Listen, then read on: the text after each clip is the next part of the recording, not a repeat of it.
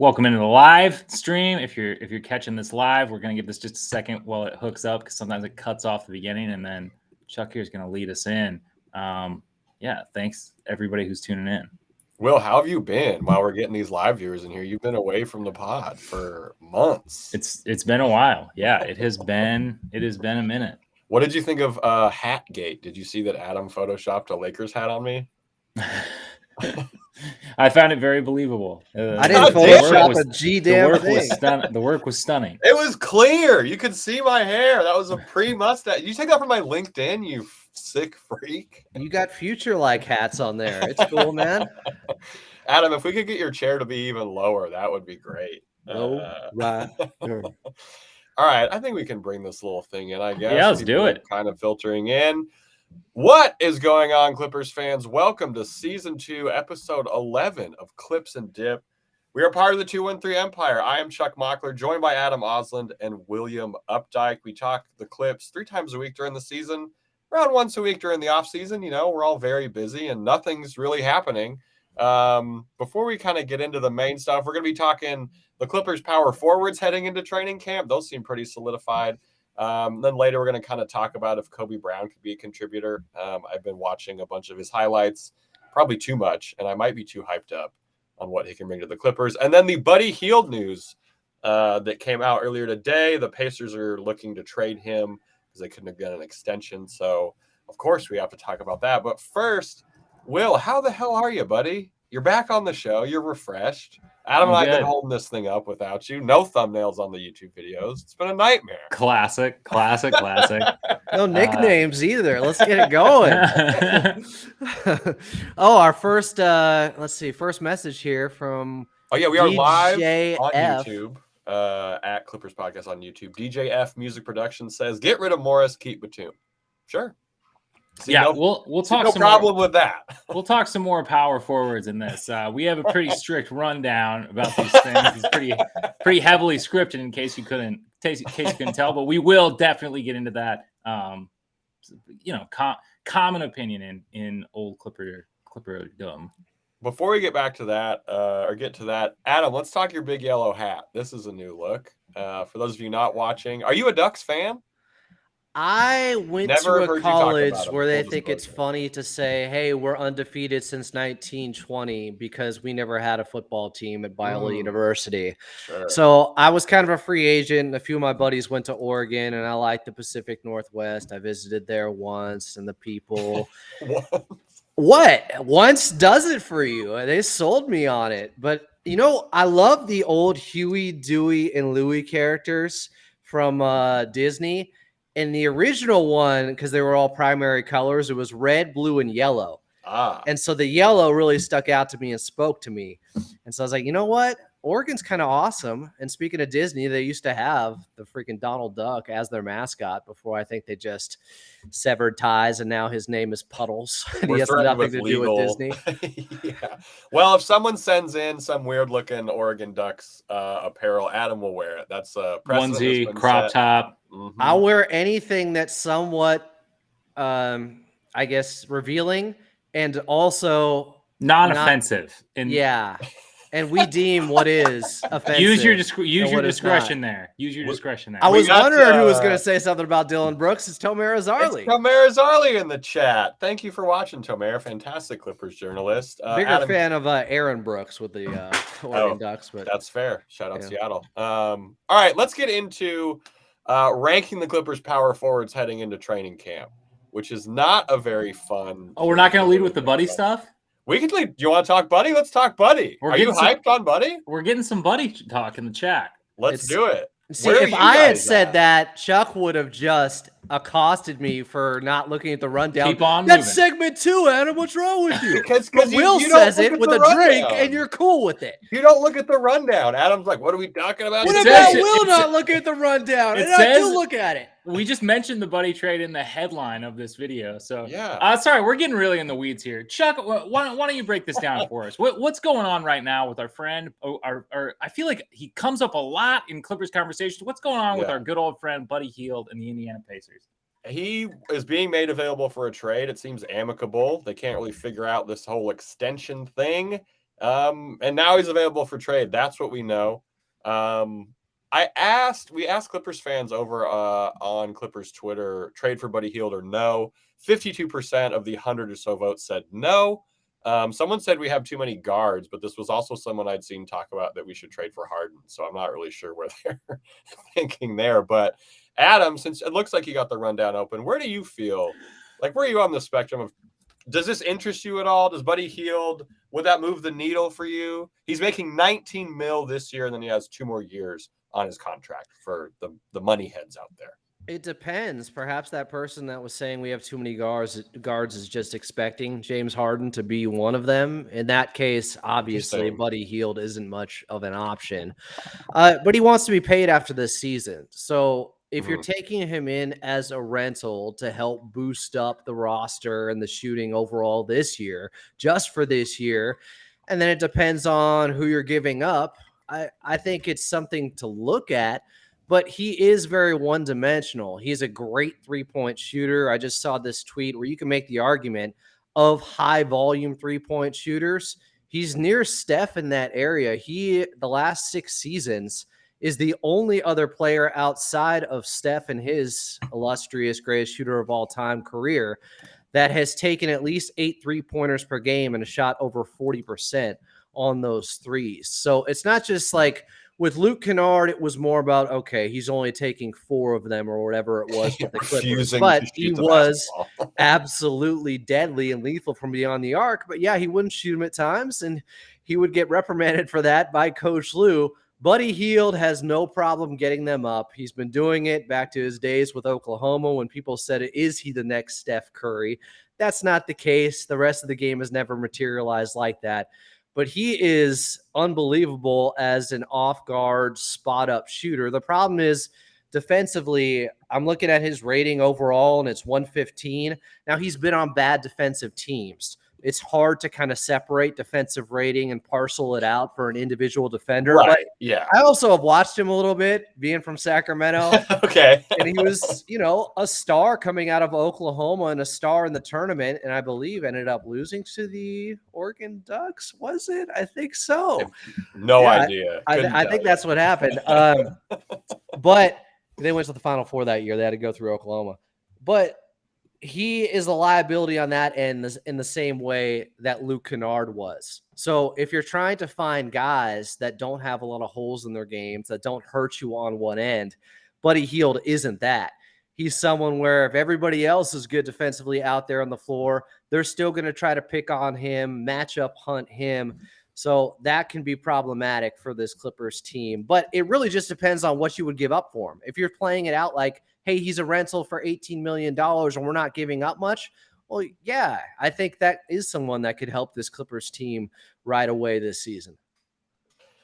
Because the number is kind of weird, right? He's at 19 mil, which if you're the Clippers, I mean, hey, we could do Norm for Buddy straight up, but that doesn't really do anything, right? Like, I don't think either team is really hyped with that. I don't think that would help the Clippers that much, honestly. Yeah, speaking of the number, that 19 number, Tomer in the chat, spicy as Charles said, brings up an interesting point in that trading Luke to acquire Buddy 8 months later, you're paying more money for an older player that would essentially, I mean, be the same. Like, right.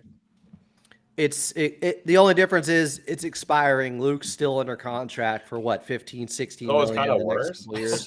So, I mean, in terms of fit, like I don't really see the fit necessarily. I do see if you're looking to the future, if you're looking to make a big swing in the offseason, which you will be by next offseason, it's already too late. I feel like kind of because you're kind of hard capped with the second apron rules and everything that goes into that. But if you are trying to make a salary dumping move, that's kind of all that I really see is like a long-term play. Because the fall off to me from Norm to Buddy, health, notwithstanding or withstanding, whichever. I don't really see it as an upgrade on the roster, and I don't super see the fit anywhere. Norm's definitely an overall much better player, I think. Yeah, I mean, of course. Everything that he brings offensively. No, he's not a great playmaker just like Buddy Hield, but he can score on 3 levels. Buddy Hield is pretty much just a great elite sniper on the outside. When Norm doesn't do the foul baiting as much, I think we all like his game more, but it has worked recently, which has been great.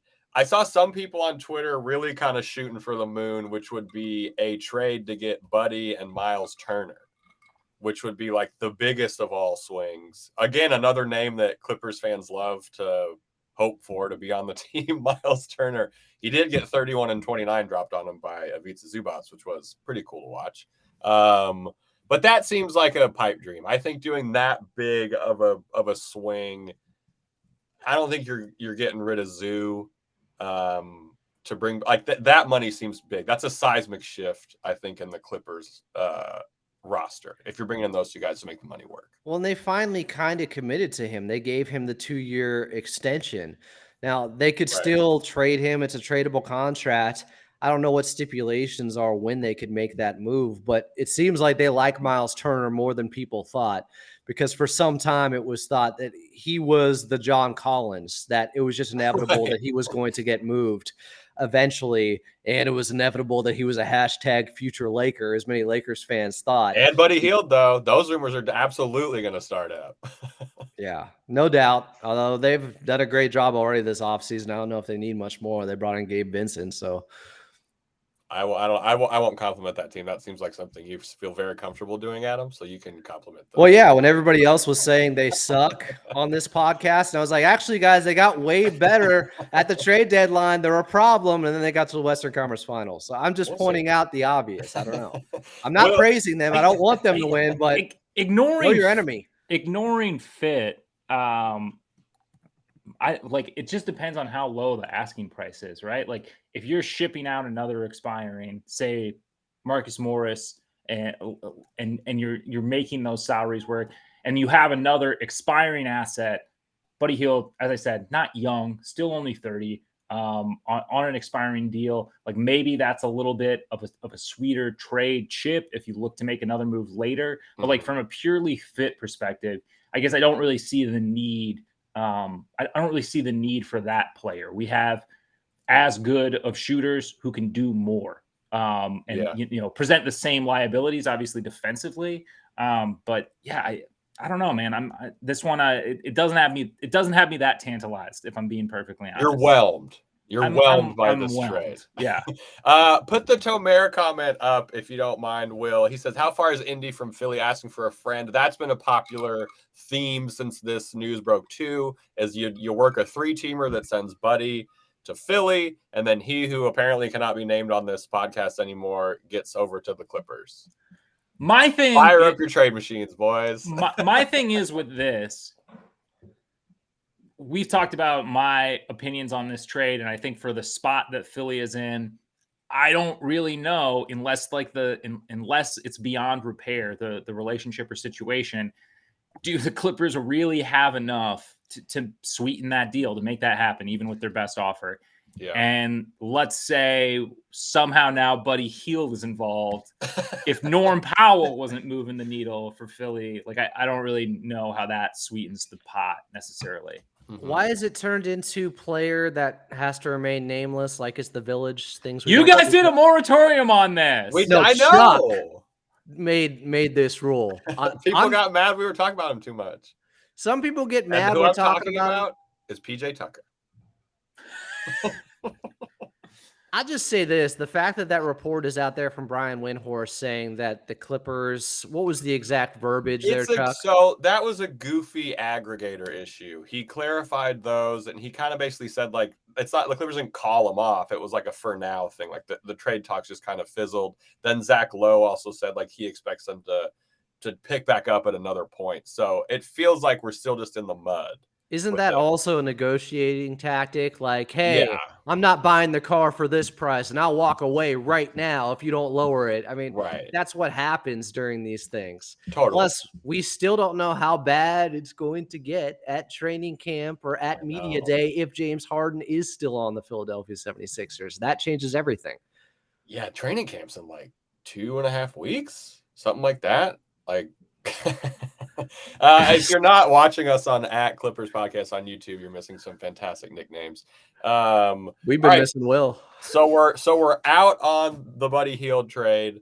We're not really sure how the 3-teamer works any differently than a 2-teamer would, because it's not like the Clippers wouldn't have to give up assets. And the one person everyone wants traded is Marcus Morris. So I understand Clippers fans' frustrations of wanting to trade Marcus Morris. Like, but it's unless difficult you can to get do that like, because he's bad. Why would unless you Indy could get do that? Indy to Right. take, unless you can get Indy to take Tucker, and Philly is more interested in Morris, perhaps. And that, like, it kind of makes my head hurt. If I'm being perfectly honest, I've had a couple weeks off. My head hurts. Plus, the Pacers can actually make a little bit of noise, I think. They could be in contention for maybe a 6th or 7th seed. Or just getting right outside the play-in tournament this year. Halliburton is that good. And I mean, they're not in the contender tier, but I feel like the East is a little shaky right now. They're not in a punt tier either. Just with some of the stuff going on, new fit in Boston, whatever the hell happens in Philly, there is some maneuvering. Not that they would be a contender, but I mean, like, it's not insane to think that they could snag a playoff spot. Yeah, an underdog run or something like that. Colts. Just making the playoffs. I feel like what more do you want right now? Here, Eastern Conference Finals. No, I don't know. I'm not a Pacers fan. He just has more value than you could just offer them Marcus Morris and maybe they'll take it because they have to get rid of this player right now. I don't think that's the case. Some team will at least package maybe a 1st-round pick or a couple of 2nd-round picks to get Buddy Hield. Counterpoint, though. Carlisle remembers the way Morris did Luka. He was like, that's the guy that I want. That's the guy that I want. Straight up, I'll trade you. Same thoughts.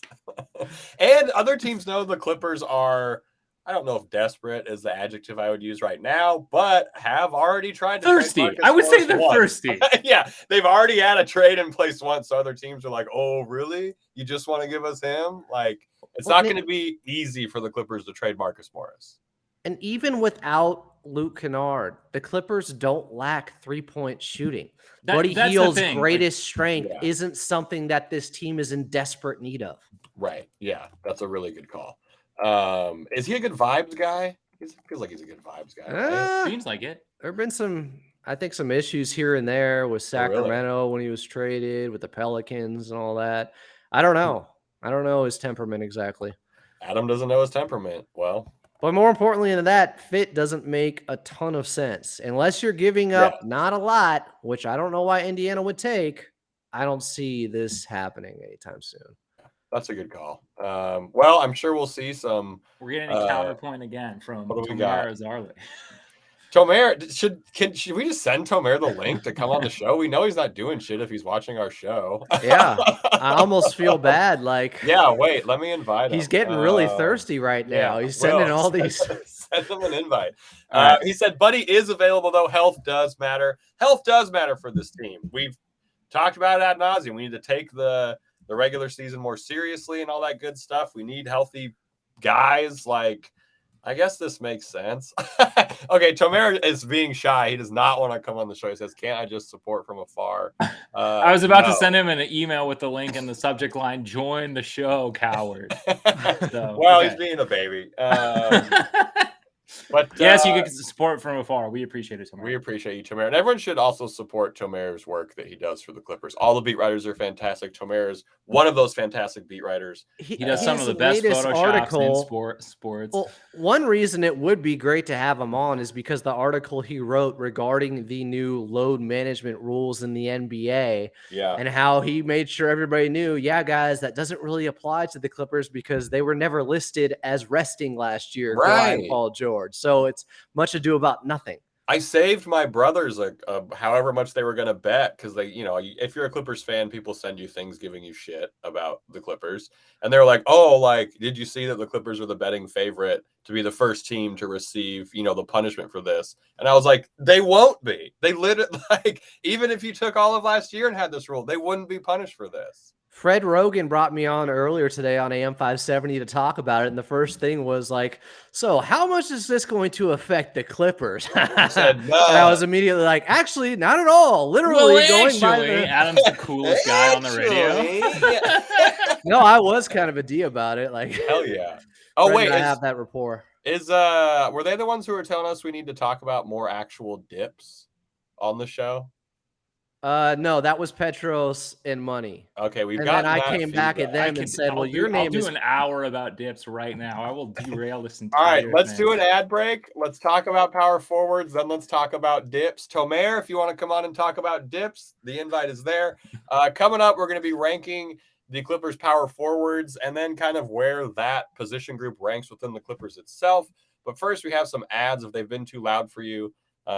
We've gotten that complaint, believe it or not. Go ahead and turn it down. Ads coming up, and then we are talking power forwards in 3, 2, 1. All right, so we're back in, and we're talking about the Clippers power forwards. Training camp starting in less than a month.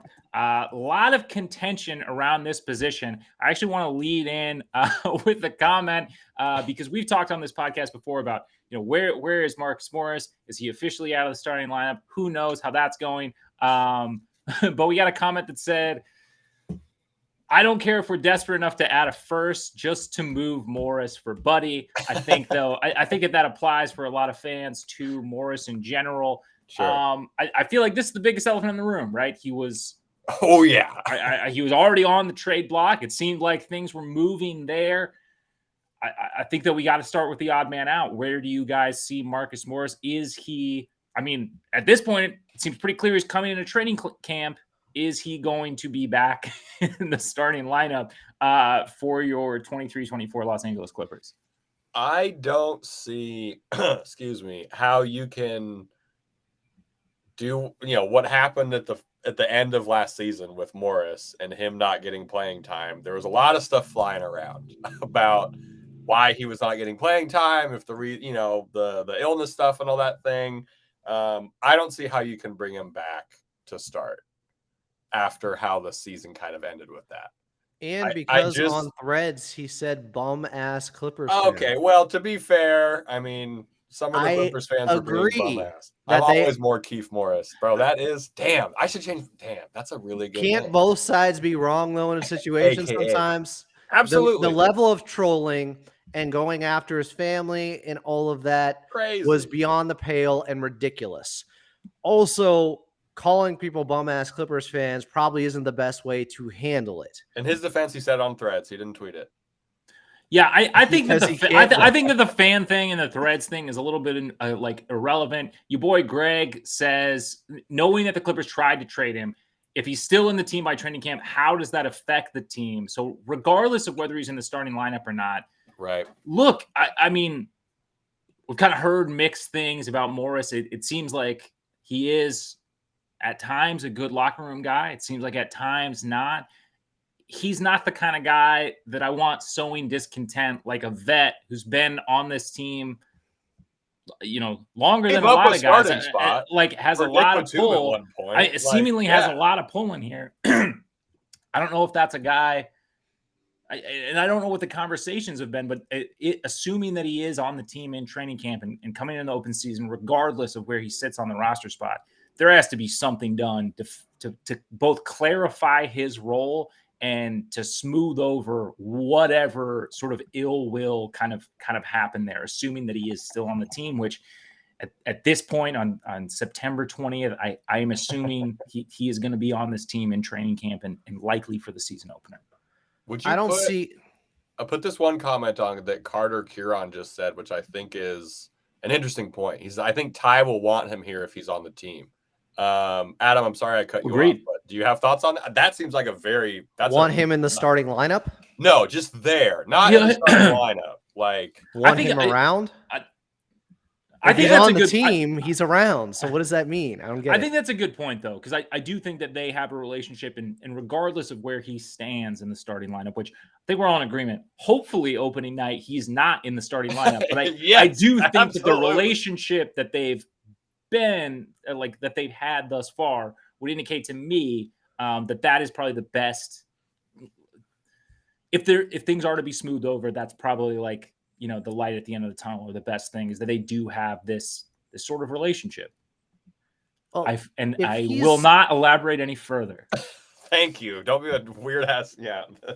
If he is around, I'm guessing there was some conversation had, whether it's about his playing time and his role coming into this season and expectations with Coach Lue, whether it's him and teammates who do all seem to like him. And I think part of the reason that he was starting was because Kawhi and Paul George feel comfortable with him out there. Whether or not you believe he's still a floor spacer or was the second half of the season, I think part of the reason he was out there is because they think he can create for himself and get buckets. And it's nice to have that option, and he helps give them more room to operate.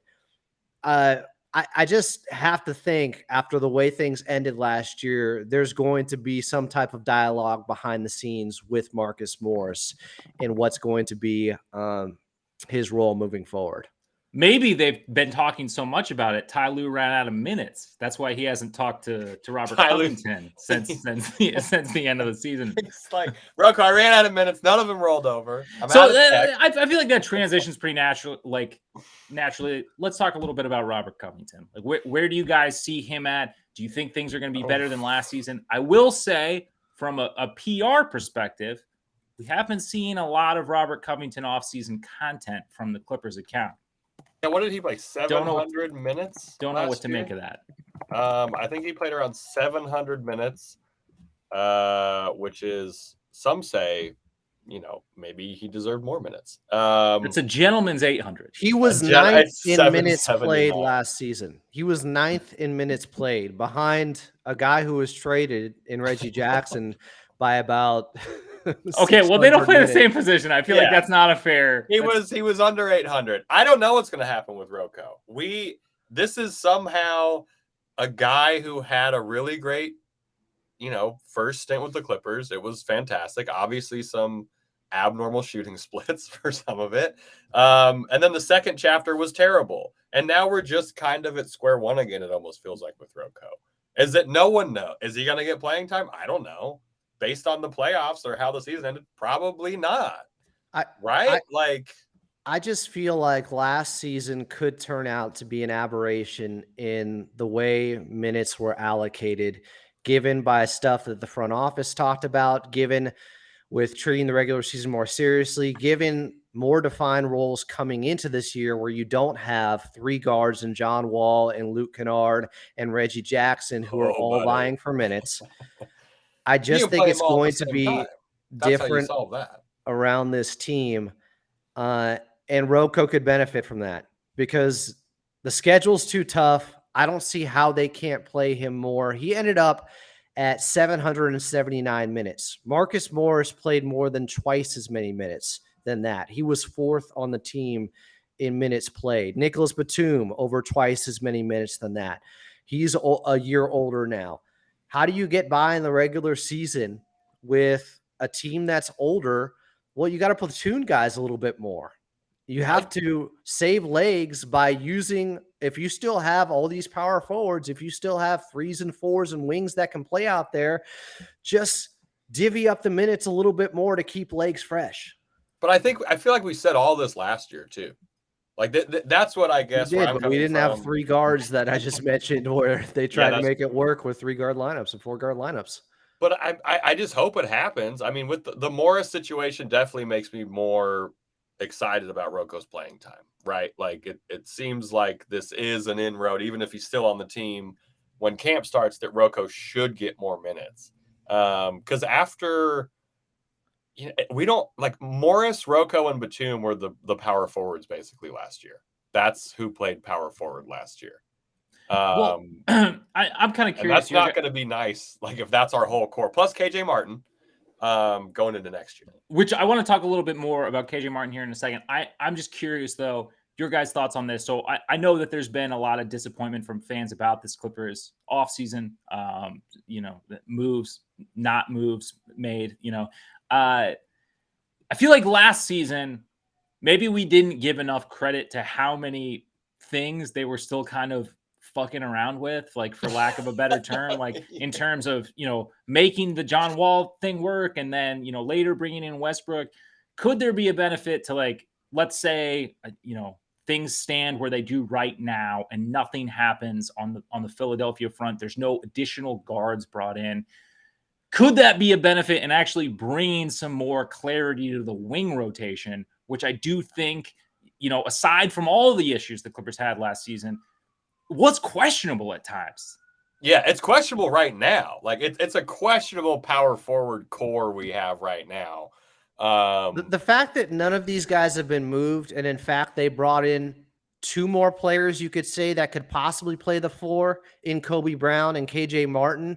Yeah, that really could create havoc at the position. I just don't see another log jam. We had it at the point guard. Right. Now it was guard last year. Could it happen at power forward this year? I just don't see any scenario where Marcus Morris is 4th in minutes this year after a 3-month stretch at the end of last season where he shot around 30% from 3. Because the difference is when he got off to a slow start last year, it was, hey, this happens with him sometimes.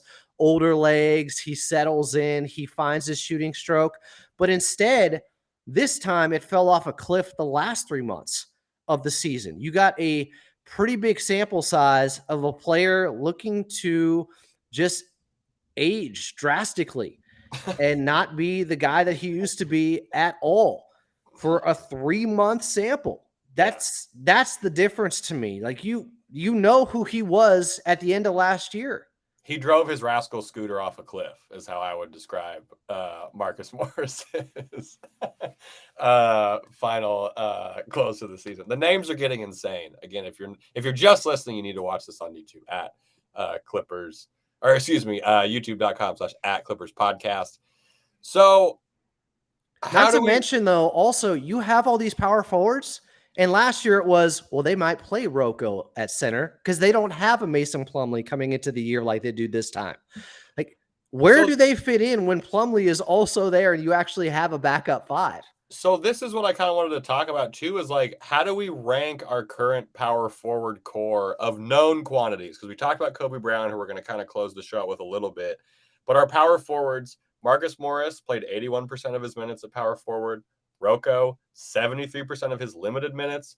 Batum, 60% of his minutes at power forward. The other 40% at center, which is, I can't imagine that's going to happen again next year.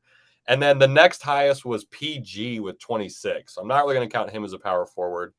KJ Martin is really interesting. In 2021, he played 76% of his minutes at power forward. In 2022, 13% for the Rockets. We got to assume the Clippers are going to pay him at power forward, I think. So how do we rank Marcus Morris, Robert Covington, Nick Batum, and KJ Martin? So the Clippers power forwards. Like, I guess I want to start with out there? I guess I want to start with KJ Martin, and I don't foresee him in the starting lineup, but I do think those 3-4 minutes as in regards to his previous seasons, how it shakes out with the Clippers is going to be how much time he spends on the floor with one or both of Paul and Kawhi. Like I think that's absolutely going to happen. And it's like chaos in Houston. So I think that is also a legitimate factor to throw in. Houston is a terrible franchise right now. As for like who I want to see like in the starting role, I mean, I think you got to give Robert Covington a shot. I feel like why not? That's fair. I was going to say Nico doesn't like to start. And that was his message last year. Yeah. He doesn't like to start. Was some of that because he didn't want to step on Marcus Morris's toes? And that was a way to make sure Marcus was still starting and there was that pecking order there? I don't know. Yeah. No one can know that.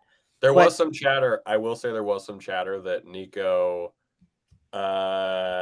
pace-wise, there was maybe some issues with starting with Westbrook too, which was some stuff last year that there was a little bit of chatter about that. Just not Nico was like, it's bad. He just like, I think he understood that maybe he couldn't really play at that pace sometimes that Westbrook wanted to. And he likes to let the game come to him, off the bench because that's how he can be effective.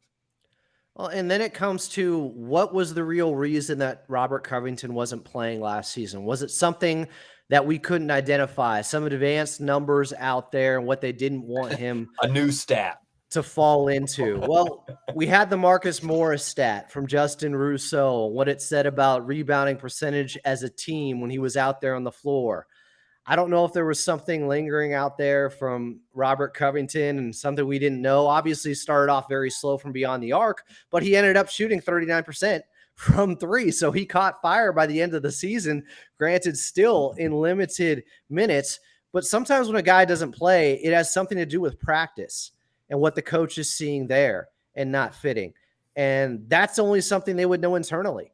I don't know. But for a vet that that has this body of work and what he can bring to a team to not be playing, it's just really curious that nobody's really had a beat on it. And even this offseason with him saying he and Coach Lou hasn't talked, I don't know if you want to read into that or not, but it doesn't seem like there's been I don't. I was just making a joke when I brought that up earlier. I don't want to read into that. I think that not talking to your coworker when you're not at work is 100% normal. The one thing I think about with Robert Covington is him being a good soldier and not making a stink about not playing maybe worked against him. Well, remember when he came back from COVID? You're saying it's time to get stinky. I'm not saying that. Robert Covington's there to bang his hands on the table and kick his feet and say, I'm being stinky. But if the rumors are true that you have one guy in Marcus Morris who will make noise about not playing, and then you have someone like Robert Covington who will fall in line and be okay with whatever role he is given, maybe you lean towards playing Marcus Morris because of that, or just because you trust him more. He's been with the team more. You have a relationship with him. I disagree. It's time to get stinky. Okay. I'm pontificating and just throwing out some conjecture of what the reasoning could be behind Robert Covington not playing much last season. And then I think it's what's bad going memes. to change? What's going to change this year? I think he sends bad memes to the team group chat. I think he sends shitty memes. I think he sends bad memes. They're not very good. They're not good. These are okay. They're only getting thumbs That's up. as They're good not of a getting guess as anything else. Right? So I think the thing with Morris is flips or dice is get stinky boys. We love it. He loves garlic. That's it. The thing for me is I don't want to see Batum thrust back in the starting lineup. It has nothing to do with ability. It has to do, for me, more with the way in which he's utilized, what he's asked to do, his age. We know his plans at this point. You know, he's not looking for another contract after this. This is likely the last hurrah.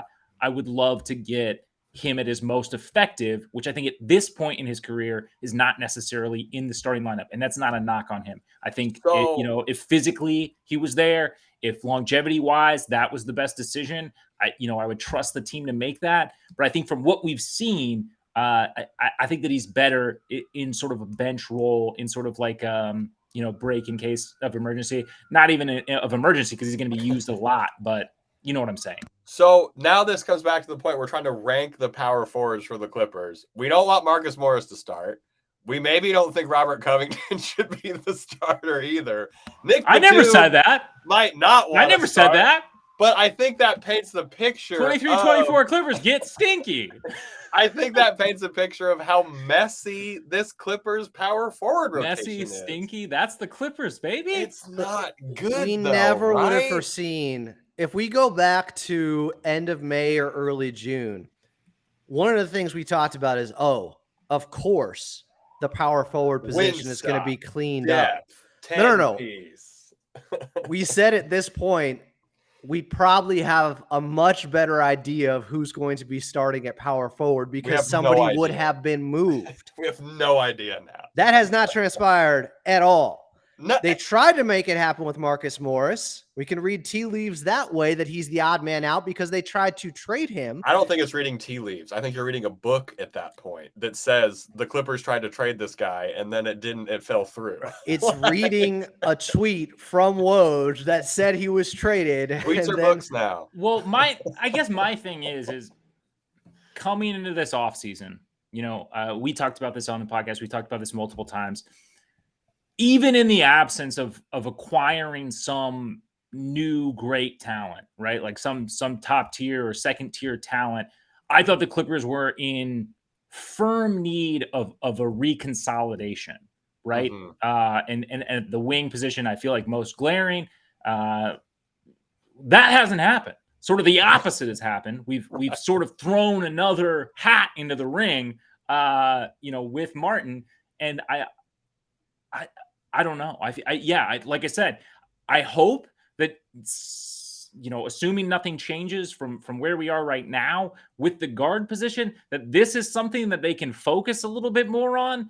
I'm also curious too, if this season, knowing where so many of our players at, knowing where the age of the team is at, assuming that we don't acquire any new talent, how does the sample size change for Ty Lue this season? Like, instead of, we've seen like 10 game sample sizes. We've seen things that are maybe a little too much leeway. Like, is this the season, especially at this power forward position, especially like at a spot where I would say it's the worst position group on the Clippers. It's the worst position group on the Clippers. Or do we just finally shift Paul George and Kawhi down a position? Because then how does that change your power forward rankings? Because then it's very clear to me. I was about to rank Kawhi as my number one. But he's like, so you're totally like, that is the path to making this a much better scenario. You spread out Kawhi's kind of positional percentages, basically. That also, we would hope, means Terrence Mann is starting next to Russell Westbrook. Maybe. Right?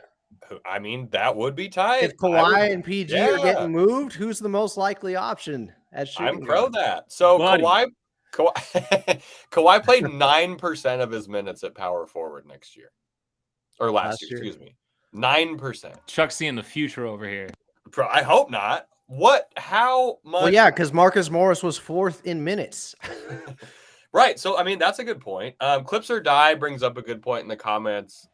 We can't spend the first half of the season figuring things out this year and tinkering so much. Very good point. I will say, I hope we have things figured out by March, because we play 17 games that month. I think with the starting lineup, especially, I do think there's room to play with matchups and try to figure out, what you do in the non like George and Kawhi minutes, but like, we gotta have something more ironed out as to what that approach is going to be and how those substitutions are going to work. And I got to be honest with you, like, despite not, other than Martin, not really having a lot of new talent. We haven't talked about your boy yet, Charles. Sorry, I apologize for that. We'll get to it. Trust me. We got another. I'm not feeling like there's a lot of clarity there on how that's going to shake out. I don't want to hear that there's this long runway to start the regular season. No, there's no more runway. Just because the easiest part of their season starts at the beginning doesn't give you leeway to tinker much and figure things out, because it gets so much more difficult just 3 weeks later. It turns into a gauntlet. So to your point, F a runway. I want a Harrier jet. One that takes off like a helicopter. Yeah, it just goes up. We're just going straight up. Yeah, my shirt off. I'm getting so heated. Yeah, we're the volleyball Clippers scene in Top Gun now. The Clippers airport is one of those scary ones you see on Discovery Channel, where it's like, this runway is 200 feet long, or like something like that. All right, well, let's. We kind of got off on a tangent here. Rank your power forward, Chuck. I kick it to you. Go. Ranking my power forwards in terms of taking everything into account, not just who I want to see play, I would go Nico, Rocco, Morris. And then KJ is an unknown quantity. So I guess I'll go Nico, Rocco, KJ, Morris for what I think, if that's like the depth, right? Like that's how I maybe see it. I'm going Kawhi. Sure. I'm not mad. I want that to happen. I was going off last year's stuff. I would love Kawhi to play the 4. I'm going Kawhi, Rocco, KJ, Batum, Morris. What about PG? PG did play a quarter of his minutes at power forward. No, I don't see it. I don't see it. It's been pretty good. I'm blind. It's been really good. Can't see it. All right, Adam. He's at the 4. He's at the 4, so there's 3 other guards out there. Is that what you're telling me? Yeah, that's pretty good. Buddy. Yeah, Kawhi up at the 3, PG at the 4. You got Terrence at the 2, Russ at the 1, Zoo at the 5. Adam's dream. I'm going Nico, Rocco, KJ, Terrence, Amir. Okay. All right. Okay, nothing. Both those guys have played the 4 plenty the last 2 years. Plenty? How many? What's your plenty percentage for the amount of minutes Terrence played at the 4 last year? I don't care. What about the year before when it was more Okay. necessary? All right. It was Terrence has played 6 positions. It was 4% last year. Let's look at it the previous season. That doesn't mean I can't have it be more or say that he's That's better than fair. other I players know. that have played it. I'm just giving you If some it goes context. off the percentage he plays it, then Marcus Morris, I guess, should be number 1, right? Because he 20%. played the highest percentage of the 4. Not at all. He played 20% the year before. I'm giving you context. Wait, so where's Morris in your rankings again, Adam? He's at number the 1. I didn't list him. He's at the very. He's not available. He's N/A. I got Plumlee. All right. I will say, let's move it along, boys. This is getting out of hand. When Adam gets spiteful and negative, it is so funny. It's not spiteful. Guys, look at how he shot the last 3 months.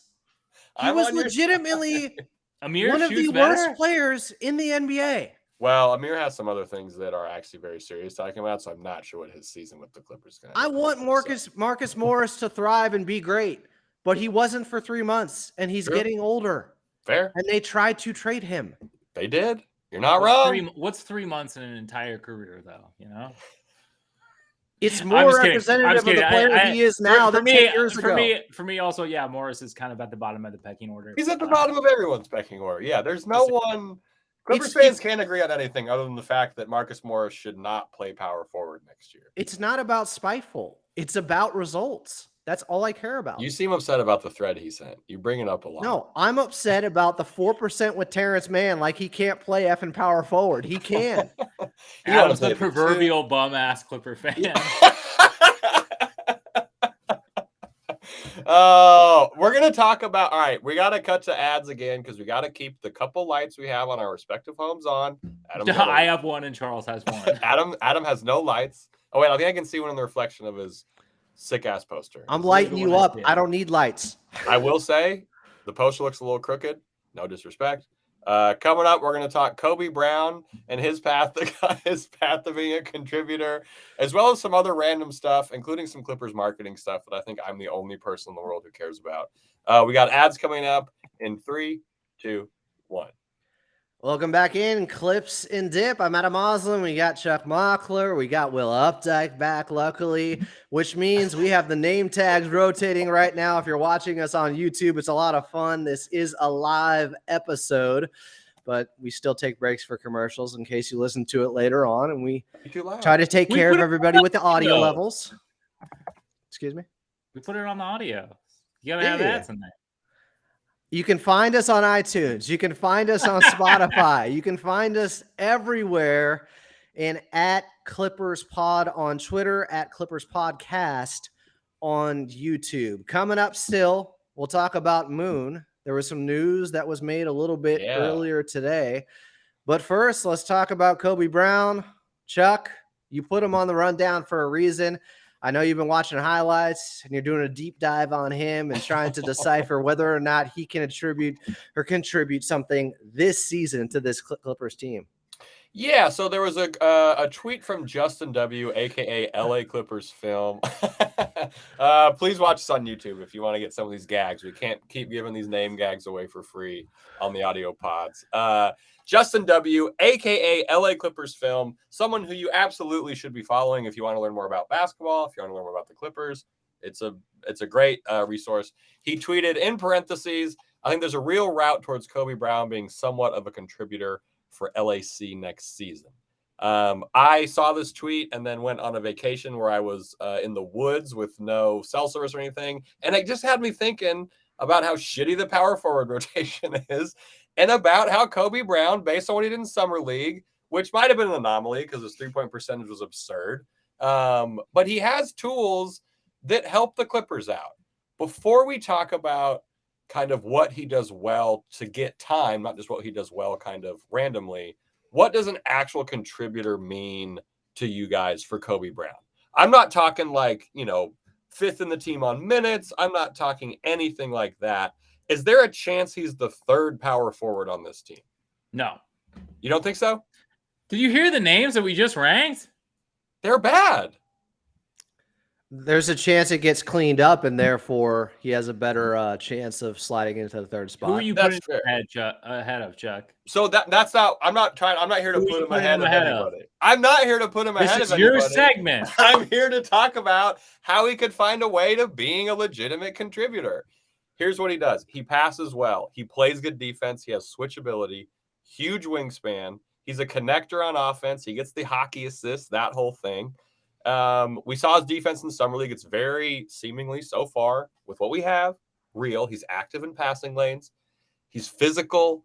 Like, this is a guy who brings things that I think Ty Lue likes as a coach. If he doesn't turn the ball over, he likes to push the pace. Like, there's a path there if he has a good training camp and he shows out in the preseason that he could get a more tangible role on this team than Brandon Boston Jr. has, which is really all I'm hoping for him. I don't. Brandon Boston showed some things in an NBA game in the G League, which is more competitive than Summer League, and he still can't really get in the rotation. That's why. But what are the chances that Kobe Brown, who hasn't shown anything at the NBA level, who hasn't played G League yet, I see what you're saying there. He has a more well-rounded game. Yes, and Brandon Boston's game is one thing, which is score. If he can show something at the 4, a position of need. Mr. 46, Brandon Boston. I'm just saying, if a guy can be that good at times in the G League, and even during a season like last year, where Kawhi missed the entire thing, where Paul George only played 31 games, I think, and he still couldn't get minutes, it's going to be difficult. Like, he's really going to have to pop in the preseason. Absolutely. And show it's not an easy path. It's not just, I think, about being versatile and showing he can do all these things. It's not standing out for the negatives either. Like, he just has to be play beyond his years. He has to show a basketball IQ. Limit the fouls. That doesn't hurt the team. No turnovers. It's limit the fouls and no turnovers. And his shooting is a little suspect. That's his biggest hurdle. He shot so bad his first 3 years at Mizzou. He shot like 23%. Then from 3. Then his final year, he shot like 40%.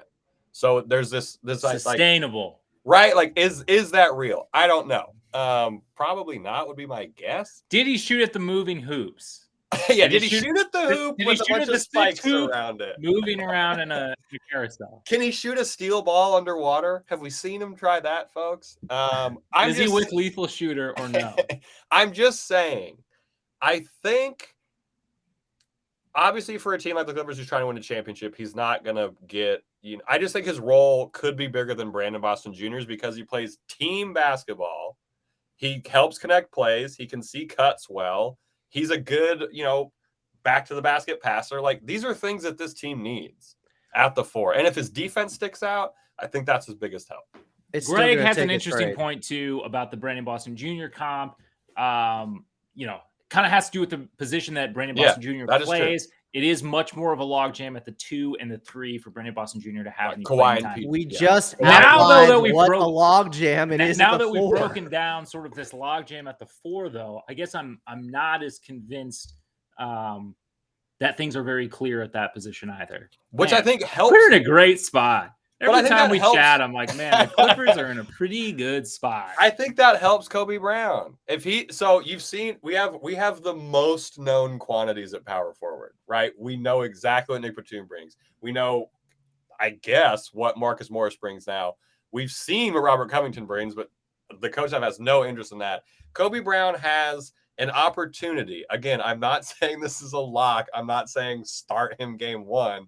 To carve out, here's a new guy. He's bringing some juice. Like, he can play in transition. Like, this is a fun. So I guess realistically, my question is to both of you: does he see more or less playing time than Musa did previously and this season? Oh, did he previously? Well, I don't think that. I think he'll see more time than Musa. Let me look at Musa's numbers last year. But Moose is also crazy raw and plays the 5 more or ish, kind of betweener. Yeah.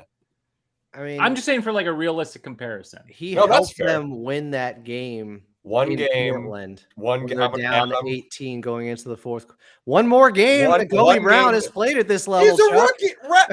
That's such a weird argument. No, it's not. If you're saying he only played one game, it's like, well, he still did it in the NBA. Musa played 195 minutes last year.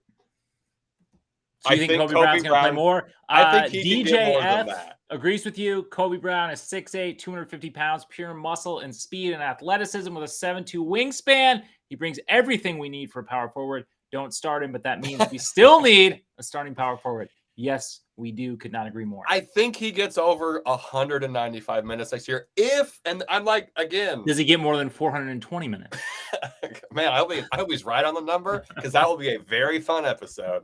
But again, he has to show it in camp. I'm not saying give this guy this stuff. Like, if he is outplaying Musa and these guys, which I think is possible with the way that he has played basketball up to this point, it's there.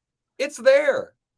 I do think it's possible. And it'd be awesome. I also think, are we even talking about this if he doesn't have the 35-point game with 7 threes? Yeah, because I don't really give a shit about Summer League, if that's a fair argument. It's absolutely a fair argument. I just said that all waiting. But I just said you couldn't couldn't trust his something. 3-point shooting, right? I just said you couldn't trust. I didn't just say, look at that game where he put up 35 with the shooting. I said it was suspect. So I think he needs 2 hit shots if he's going to play. Like, that's totally fair. Some of that has to translate. I think that's a big part of why they drafted him. If that stuff doesn't translate at all, I don't see what his role is going to be. I mean, obviously the shooting needs to be there. Like, I'm not saying he can shoot 20% from 3 in preseason. If he shoots a not horrifying amount from 3, let's say he shoots 37%. I know it's not John Wall from the corner numbers, Adam, but let's say he shoots. Man, we have not dunked on Adam enough. This is a low blow. Let's say he shoots 37% from 3, shows some good passing IQ, and his defense, as DJF Music points out, is there. He can get more than 195 minutes if we're putting that as the bar. Because he showed it in a league you don't care about, the Summer League, but his defense is there. What counts in the Summer League and what doesn't? Shooting, I don't think counts. I don't think shooting counts. I'm just saying, can we pick and choose what counts or what doesn't? I don't. Totally. Is his defense there? Is it? Because he hasn't played at the NBA level. I know. That's what we're going to see. Why are you so against this idea? Why don't you want Kobe Brown to be good? You're kind of like all over the place. I don't know. I want him to work, but what matters and what doesn't? Like, we don't know what he is yet, is what I'm saying. Saying like his defense is there, or he can do all this stuff. If it's there. I felt like it said it. Okay. Well, let's say he's a jack of all trades. He's a jack of all trades, a multi-tool type player. Sure. Then I agree with you. You're right. Because then he can find some crevice where they need something. Like, if he can help more roles. Crevice. Well, I don't want to go pause here, but I didn't say it. You did. You said both. He can find a role somewhere if he can do more on the court. The more you offer, the more opportunities you're likely going to get. Yeah. Then it makes sense. The problem is, do we know one area that he actually can offer yet? That for sure he can do. I feel like you missed the point where I said he has to be really good in training camp and preseason. Okay. I thought the subject matter was, can he break the rotation or can he get in? Well, if we're at the breakdown, the question now is, will he get more minutes than Musa? I think there's a legit shot at that. Over under 350 minutes. Way under that. I don't think he's playing. I thought the question was whether or not he can help the team this year, not whether or not he can get more minutes than Musa. Well, help the team. Things have changed. Things have changed. Okay. Find the crevice. It's an evolving question. I think he can show Ty Lue that he maybe should play him, and I think the power forward rotation is, as of 6:37 p.m. on September 20th, suspect. He might have a little spark. He might have some spark. I love how high you are on him. That's all I'm going to say. I mean, I'm not saying he should take Morris's minutes, but I'm hyped. I'm excited. But you're not saying that. Exactly. I did rank him above Morris, but you also, I mean, you ranked a lot of people. You ranked Will above Morris. Will said he worked out earlier today. Okay. Yeah, that's true. We don't know about that, Morris. Hits the gym one time. Yeah, he's probably better than Morris. Yeah, he's probably a little better than Morris. All I'm saying is, and this, I guess, this actually might be more of a testament to how bad the power forward rotation is. It's undefined. There's an opportunity to steal a role. It is undefined, dude. We don't know who's Is it bad starting. or is it that it's just too unclear? I guess is the thing that I'm struggling with. It's kind of bad, dude. They're old and they're bad at defense. Not Morris. Batum? Batum is good at defense, but I don't think he can play starting level minutes of defense for a whole season. I agree. And Morris can't do that. And I guess Robert Covington could, but they just won't play him. I hope it's as simple as, KJ Martin is turning into a mini Kenneth Faried, and he's going to soak up 25 minutes a night. And there it is. We figured it out. Give me that. That would be fine. Then, yeah, I'm fully on board with that. Because we also, KJ's almost an unknown quantity too, because of, like we mentioned, the shit show in Houston with their basketball. So, yeah, all right. I think I might take the under on the 195 because we still have to figure out what KJ is going to do. I hope. I will concede that. I just can't believe it's still this murky with the 4 position. Agreed. I think we all agree on that. It's not fun. 3 months ago, we would have said if anything is more clear by September, it's the 4. Yeah, we're set, dude. We can run I mean, ways. like I said, I just thought, like, yeah. Of all things, even to not acquire new talent, just to consolidate the position, I think is addition by subtraction, and we haven't done that. So They tried. They did try. It is. I mean, I do like that conversation about like the starters. Like, so we ship Morris out and we bring in like a Brogdon or whatever. Hopefully, Terrence Mann just start. We'd move Kawhi and PG down, but I don't know if that happens. I'm not seeing it. And then we're in an even weirder place. There's a lot to be determined, boys. But hey. And that's what makes this podcast so great. We get to speculate about everything that could happen. We got 2 weeks till training camp. It's going to be fine. All right. Some other random stuff we wanted to talk about. Xavier Moon back on the Exhibit 10 deal. Shout out. Back-ish. Shout out the greatest basketball player in the history of the Canadian Basketball League, the Vibe King. He's looking to compete for the Clippers' final 2-way spot. Feel like he's got a pretty good handle on it. He's played for the Clippers the past 2 years, 3 years. Like, seems like his spot, right? I root for Moon. He's one of those guys where I honestly feel like in a different era, he is a locked-in backup point guard for a team that is getting buckets every night. It is only because he's diminutive. He just doesn't have the size or elite athleticism that a lot of guards and point guards have nowadays, where you have to be able to break down the defense and shoot. And guard, in the 90s or early 2000s, the chops, though, he's good. You know, the facial hair. I feel like that warrants a spot. He's done everything right for this Clippers team. He's been awesome. Oh yeah. So this is kind of a tangent. We've talked about Zubats growing his hair long to try and get more foul calls. What about this? Keep the hair short. Some crazy mutton chops. I kind of like that look. Mutton chop zoo. You're talking the Fu Man Zoo?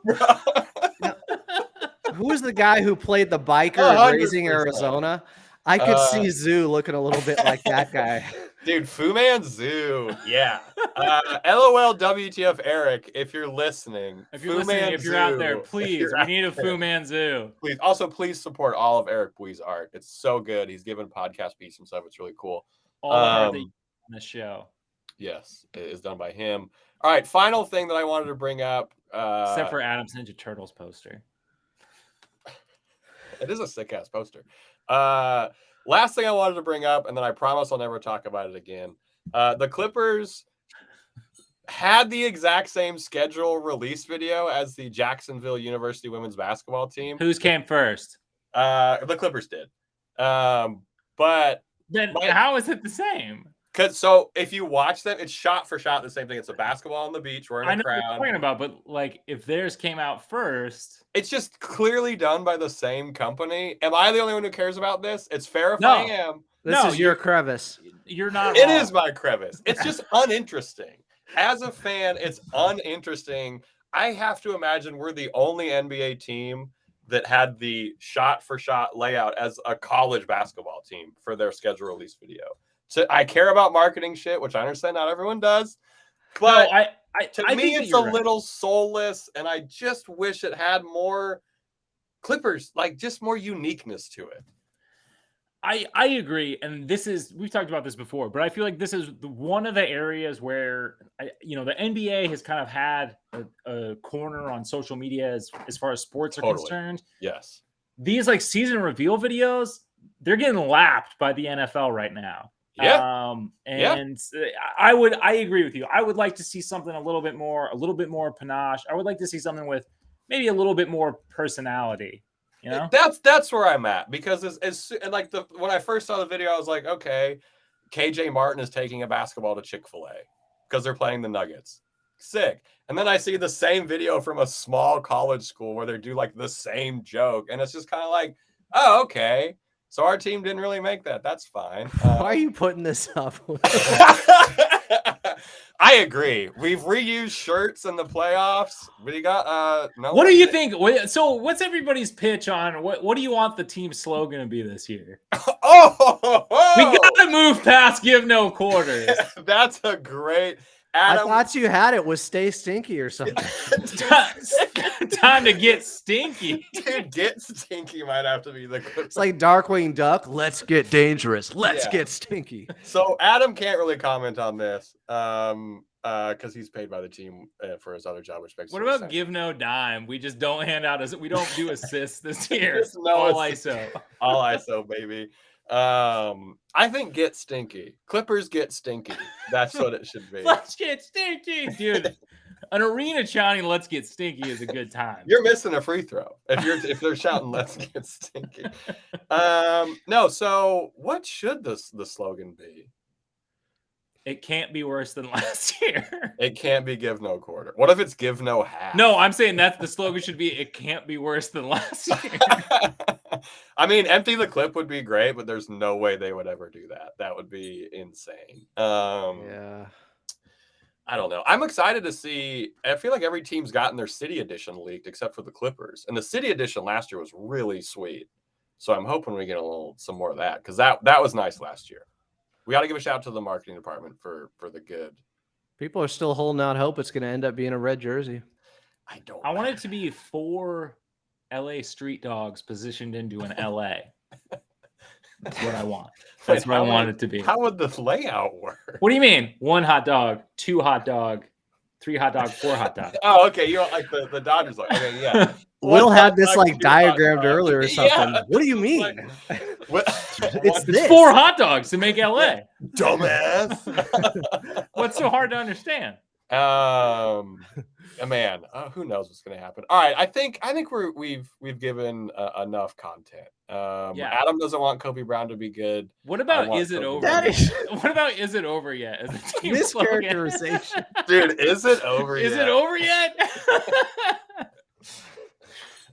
Wake Me Up When September Ends. That'd be kind of fun. God, I hate that song. It's a terrible song. All right.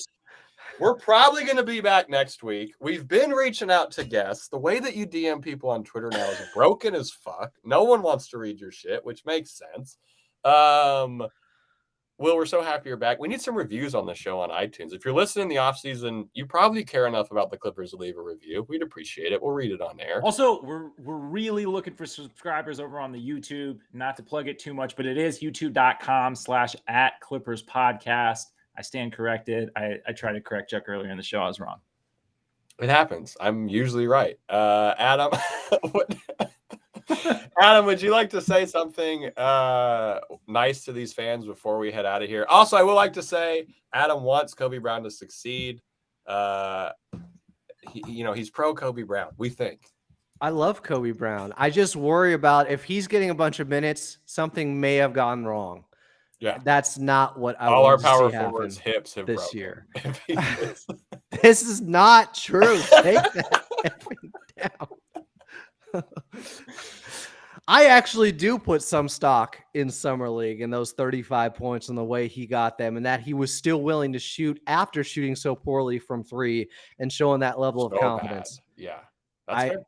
So I am high on him. I just don't. I feel like there still has to be a move made if it's going to open up time for him. I will agree with that. Yeah, which I'd still be all for, just like I was way back in June, of cleaning up the power forward position a little bit and Kobe Brown maybe getting more minutes because of that. And KJ Martin, I still think, as you mentioned earlier, who knows what he's capable of because he's been playing with the Houston Rockets, and who knows what he's capable of in a contract year for a team with championship expectations, how much he can help. And I like my Kenneth Faried comp earlier, by the way. If he could bring some of that type of hustle to a team, because he's not, because I mean, he hasn't been on a team that actually is playing for something. He knew going into every year that the Houston Rockets were not going to make the playoffs, at least once James Harden asked out. So speaking of, maybe we'll have more on that next week. I don't know. Who knows? I wanted to get somebody on from Philly bad. I thought that would have been interesting to have somebody on from a Philly podcast. They don't want to get back to us. Before we get out of here, Clips or Die has a great comment. We should bring some fans on the show, Discord or something, take some calls. We'll definitely look into getting that set up in the off season, but or sometime between now and the start of the season. So yes, we're super into that. Follow us over at Clippers Pod. Subscribe to this show. Check us out on YouTube if you want to be involved in that. Yeah, look out for the Google Voice number. That's always a fun thing, taking voicemails and whatnot for that. We will be back next week. And as always, let's go Clips. And Ducks? No, I guess. Boo. Dude, what?